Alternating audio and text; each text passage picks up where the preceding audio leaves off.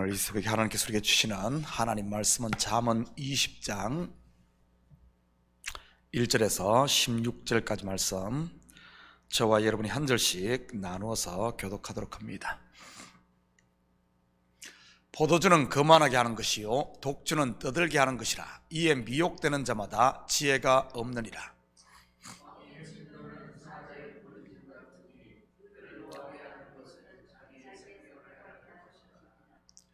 다툼을 멀리하는 것이 사람에게 영광이거늘 미련한 자마다 다툼을 일으키느니라.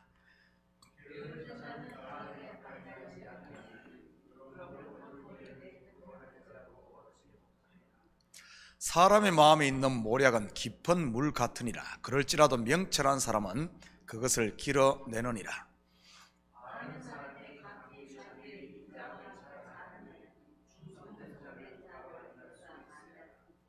온전하게 행하는 자가 의인이라. 그의 후손에게 복이 있느니라.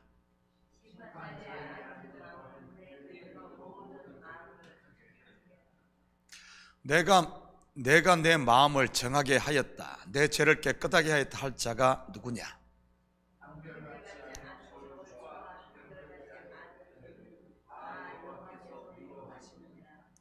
비록 아이라도 자기의 동작으로 자기 품행이 청결한 여부와 정직한 여부를 나타내느니라.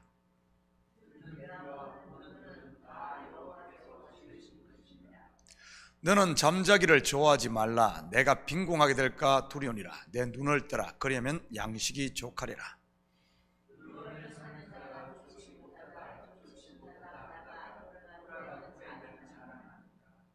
세상에 금도 있고 진주도 많거니와 지혜로운 입술이 더욱 귀한 보배니라.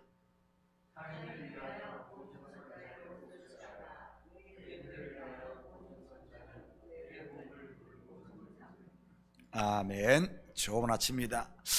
앞으로 잠언은 다음 주까지 공부하고 끝내도록 하겠습니다. 그리고 1월부터는 전도서를 강의하도록 하지요. 그러면 시가서 5권을 모두 공부하게 됩니다. 5권의 시가서가 뭐죠? 욥기, 시편, 잠언, 전도서, 그리고 아가서입니다.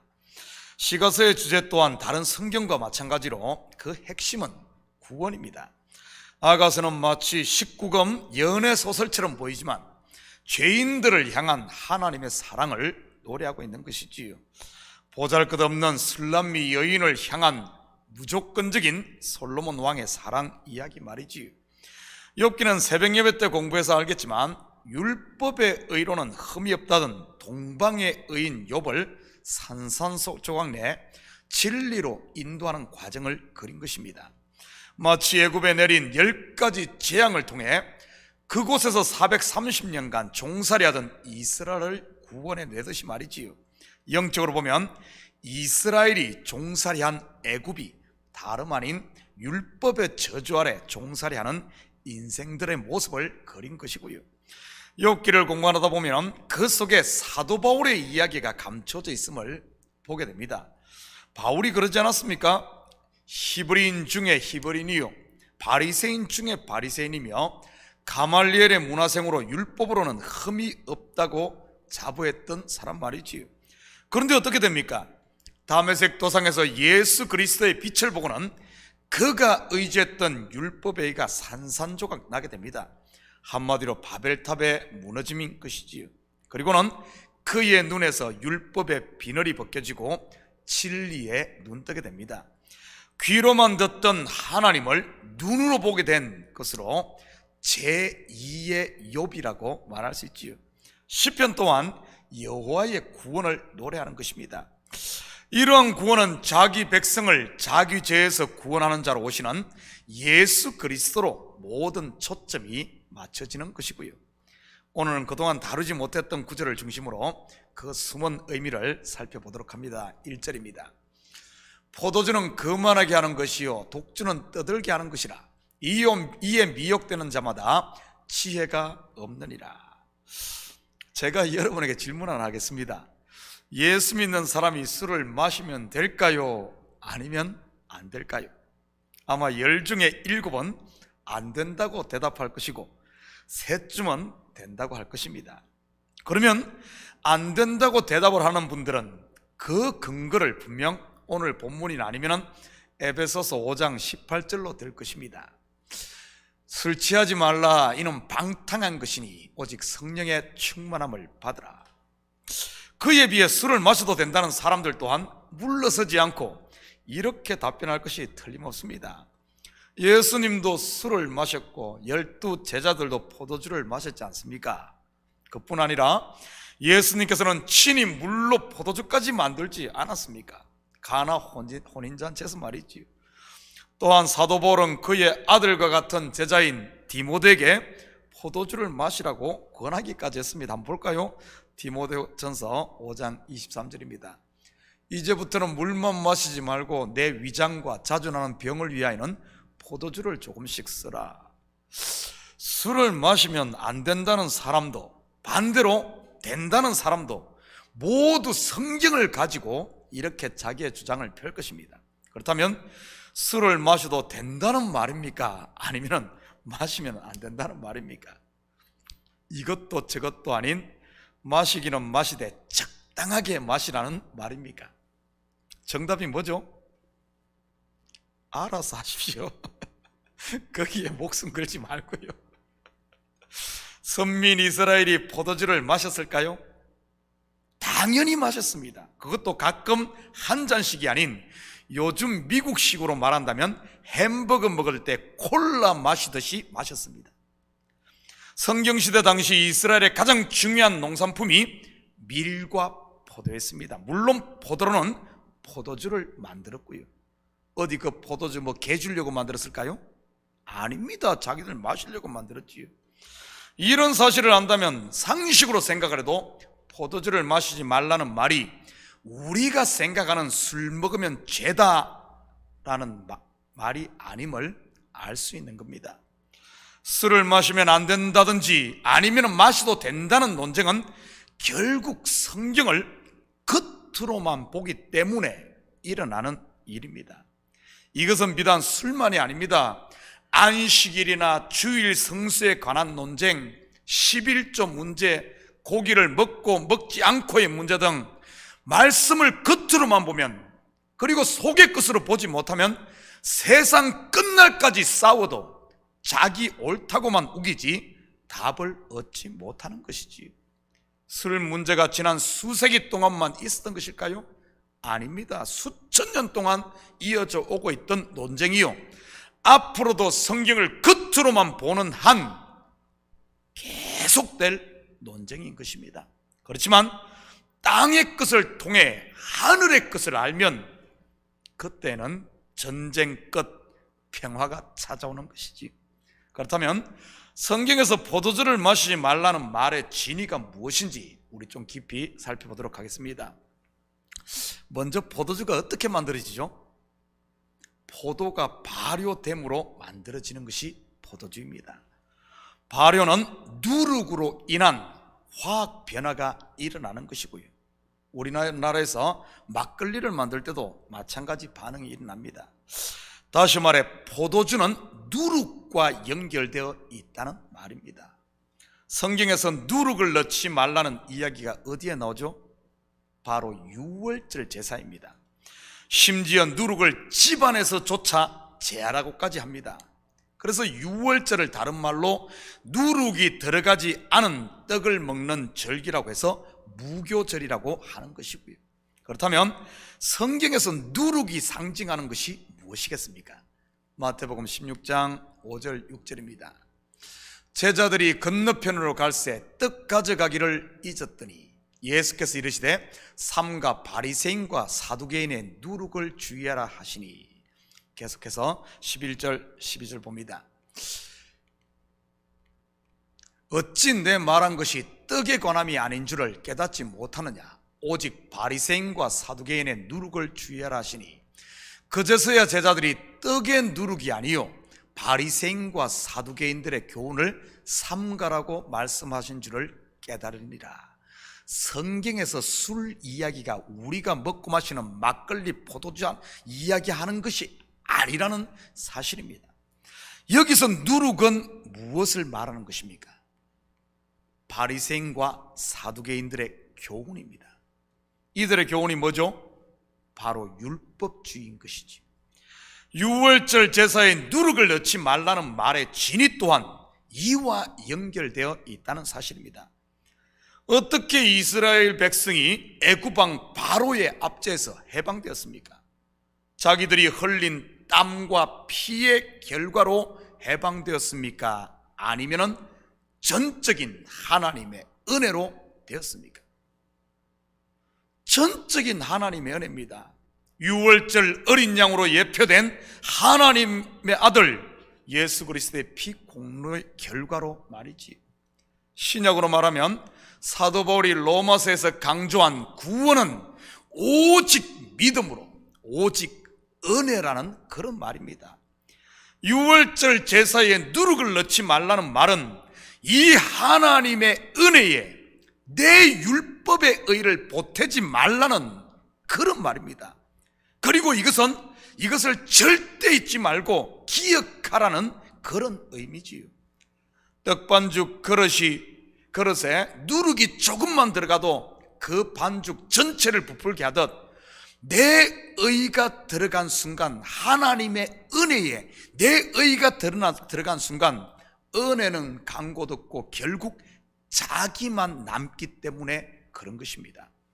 요한계시록에서는 이것을 처음 사랑을 잊었다고 표현을 했고요.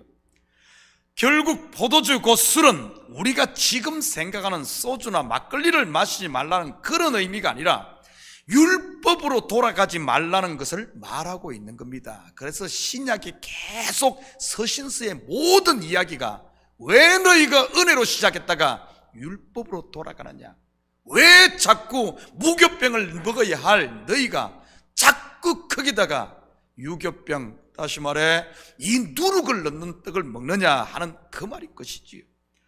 땅의 것인 술을 통해 하늘의 것 곧 진리를 가르치고 있는 것이 바로 성경 말씀인 겁니다. 그런데 지금 교회들의 모습은 어떻습니까? 천주교인들, 불교인들 술 마신다고 비판하면서 정작 술을 밥 먹듯 하며 술 취해 있는 것이 현대 교회의 모습 아닌가요? 요만큼 해놓고 이만큼 뻥튀기 하기 바쁘고, 좀 열심히 한다는 사람들은 그러지 못하는 사람들 정죄하고 판단하기 바쁘고, 헌금깨나 했다는 사람들은 자기 자리 차지하기 바쁘고 말이지요. 교회 안에서 자기 아리 알아주지 않는다고 삐지고, 장로나 권사 투표에서 떨어지면 시험 들어 교회 옮기는 이런 모습이 술 취한 모습이 아니고 무엇이겠습니까? 분명 구원은 은혜로 시작했는데 어느 순간 율법으로 돌아가 자기만 남아있는 이런 모습 말이지. 무교병을 먹어야 할 성도가 유교병을 먹고 있는 것이지요. 자기가 왕이 되어버린 이런 모습 말입니다. 오늘 읽은 1절에서 포도주는 그만하게 한다는 말이 바로 자기를 높인다는 그런 말인 것이요, 독주는 떠들게 한다는 말이 자기를 자랑한다는 이런 말입니다. 그것이 미혹된 자요 술 취한 자인 것이고요. 혹시 교회에서 자기 자랑하고 잘난 척 하시는 분들 계시면 그냥 술 취해서 그러는 것으로 보시면 틀림없습니다. 술 취한 사람은 어떻게 하죠? 같이 싸워야 합니까? 술 취한 사람과 싸우다가는 본전도 못 뽑습니다. 같이 싸우는 사람이 어리석은 사람이지. 싸우지 마시고 얼큰한 해장국 한 그릇씩 사주시기 바랍니다. 그러면 그것 먹고 빨리 정신 차릴 테니 말이지. 그리고 성경에서 포도주를 마시라고 하는 부분이 나오는데, 그때 그 포도주는 천국의 음료를 말하는 것으로 기쁨을 상징하는 것입니다. 물론 예수님의 피를 상징하기도 하고요. 그래서 출애굽한 이스라엘에게 광야에서는 포도주를 마시지 못하겠지만 가나안에 들어가서는 포도주를 마시라고 한 것입니다. 하나님이 주신 은혜와 평강의 하나님 나라를 누리라는 그런 말이지요. 또한 예수님께서 가나의 혼인잔치에서 물을 포도주로 만든 것 또한 같은 의미고요. 술 마셔도 된다 그런 의미가 아니고요.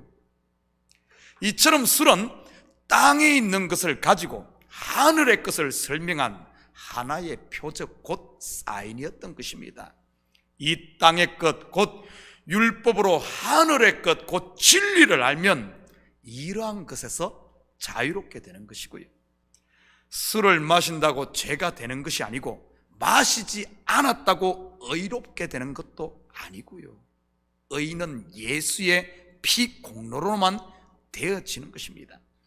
마시고 마시지 않고는 단지 서로에게 유익이 되고 덕이 되느냐 그렇지 않느냐에 관한 문제인 겁니다.